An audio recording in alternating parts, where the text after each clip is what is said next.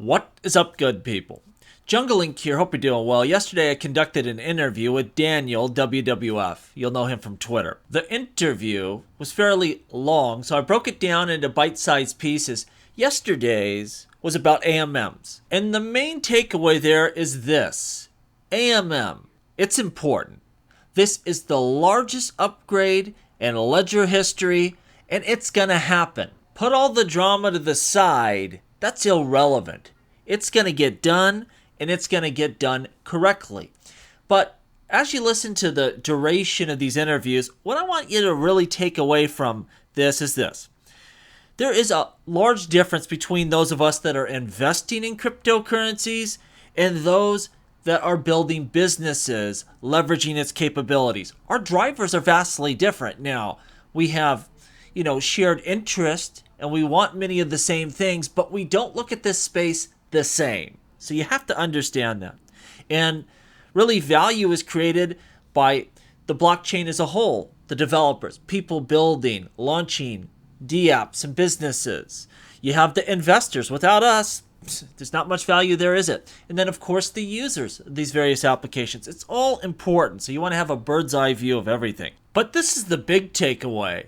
The XRP ledger you're going to see 12 months from now, 24 months from now, ain't nothing like your grandpa's XRP ledger. This is a different world, and we're already starting to see that. Of course, we have NFTs and a lot of upgrades, but we're going to see AMMs. Again, the biggest upgrade ever. We have 2.0 that's just around the corner. That's going to be a massive upgrade to performance and capability. Bridges connecting blockchains. Again, they all have their own inherent value and purpose, and we're going to need to connect to each other and let value flow if we're going to have really, this global system that we want someday. We're seeing progress in terms of smart contracts. No, not directly on the ledger itself, but we have the Zahao sidechain testing out hooks functionality, a very novel approach to what we would call smart contracts programmability, one that's finely tuned for payments, so that's exciting. And we also have the launch of an EVM sidechain, leveraging the Ethereum virtual machine, the standard for smart contracts globally, but with the consensus algorithm, XRP type of blockchain. Some of this capabilities may make its way directly to the main chain. Others may just link up with some sort of bridge. Again, that's going to become more of a possibility as they build out that bridging feature set. So there's a ton going on. It's not just sit back and, hey, you can send XRP, fast and cheap. There's a lot more to it, and it's hitting at the perfect time. All of this building right now is crypto starting to pick up the pace, starting to heat up. Values are starting to rise. People are going to like this. Again, a next generation blockchain with all the feature sets you would need to build out applications. In many ways, this is what under the radar, but it's not going to stay unnoticed forever. And there's a ton more that I'm not even touching on. I'll link part 1 in the show notes down below. Check it out if you haven't already, and keep your eye out for the further segments. There'll be maybe 2 more to come. And I'll warn you ahead of time, this isn't your everyday interview. Daniel's not your, hey, we're going to the moon type of guy, but I think there's a lot of substance there we can all learn from. Now, David Schwartz tweeted out that Ripple's opened their new global headquarters where? Right in San Francisco. A lot of people said, oh, they're going to leave the U.S. They ain't going anywhere, people. First of all, they didn't spend hundreds of millions of dollars to flee the country, right? They went out there, they dominated, they won. Now, it's true if you don't have the money to defend yourself, to go to court, to battle regulators, then you're best off just to stay away from the U.S. But this is an important market. And if you're going to be a global juggernaut, you're going to want to fight for it, and you're going to want to win it. And that's what Ripple's doing. They ain't going nowhere. They're not going to leave any area uncontested. You can't have a global payment system without the globe, without global coverage, and they're going to get it. Now, this next article is titled, Law Professor Says Ripple Ruling Could Serve as a Roadmap for Crypto Companies. Yeah, you think, of course. I mean, they spent $200 million formulating the winning strategy, and it worked. Of course it's going to be, and that was the point of all this, right? Except for the SEC. They wanted to see what stuck, throw everything against the wall and hope you get some, rulings that you can use to your benefit as a rogue regulator. Well, it didn't work like that. It went the opposite way. And so if they just go and take the same approach and sue another crypto project and say the price goes up, therefore it must be a security, they're probably going to get the same result. So they best either come up with a new strategy or just leave it alone and wait for Congress, which is what they should be doing anyway. I agree with Gary Gensler in a lot of ways. I think there should be some light reporting requirements. I think that it shouldn't just be the trust me bro type of system we have today, but just because I think something doesn't make it law.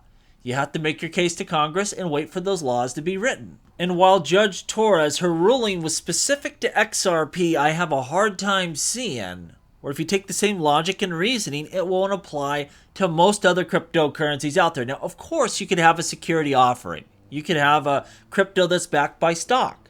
Well, if the underlying value is a security itself, the crypto would be security. You could have other offerings, of course, but generally, the main cryptocurrencies out there, they're going to be treated much the same way as XRP. Powerful, powerful ruling. Now, today, John Deaton did an interview with Raoul Pal. Thought it was great. I'll link it down below. And I'll tell you this. I see a lot of people on Twitter, they're getting a little salty. Like, oh, John's paying a little too much attention to Bitcoin. Or this other attorney, they don't have faith in XRP as an investment. Look, we didn't need these attorneys to be XRP fanboys to shill XRP. What we needed and what we got was free legal analysis during a very confusing case. Like, let's treat all of these people with respect and send them out into the broader crypto space with the message that, with the XRP community, we are crypto enthusiasts, we are about utility and building, and, we're a great community to be a part of, not a bunch of sour, angry people that attack everyone. You don't want that. There's no purpose to that. There's no advantage to that. Crypto is a massive arena. It's all right if people are going to get interested in other things and waffle about. That's good. I actually suggest that everybody does that. There's a lot of building going on, a lot of value. Expand your horizons. Now, lastly, Flare. It was announced that they're going to release an F-Assets dashboard. So this is an organized way to mint and redeem F-Assets directly, engage with the various agents, participate in collateral pools, and get a clear view of your transaction value locked, portfolio positions, and rewards. So you should be used to this if you've used these kind of systems on other blockchains before. You log in, you can kind of see where your money is, if you got to claim rewards, what you got going on. Flare, they're doing some building. Again, I think at the perfect time. That's what you want. New and exciting things as you're hitting a growth phase. F-Assets have been announced. They're on the test network. We have this again that's been announced. Don't get too excited about announcements. We got to see it launch and see how it functions. But it sure seems like we're making progress. And again, you'll see similar things with, other DApps that build on this system. Whether it be Flare Finance or there will be a lot more. They all kind of have this set up. And it just shows they're getting ready for us to start using this blockchain as it was intended to be done. In the best bull run ever, things don't go straight up. We know that. There's pullbacks, there's cool downs, you trade sideways for a while. I don't know what the future holds. I just always give people, this reservation. Be careful, there's no guarantees. I see a lot of people still saying this is 1000% a bull run. We're only up from here. Maybe so. It could be right. I'm not arguing with that. Looks strong. But you don't know. So be built for the long haul. That's my only warning. I'm not arguing that we're not in a bull run. We very well could be. But just understand this is a long game. And if you play the long game, you will do well. Let me know what you think down below. And as always, please like, please subscribe. The revolution will be televised right here on Jungle Link.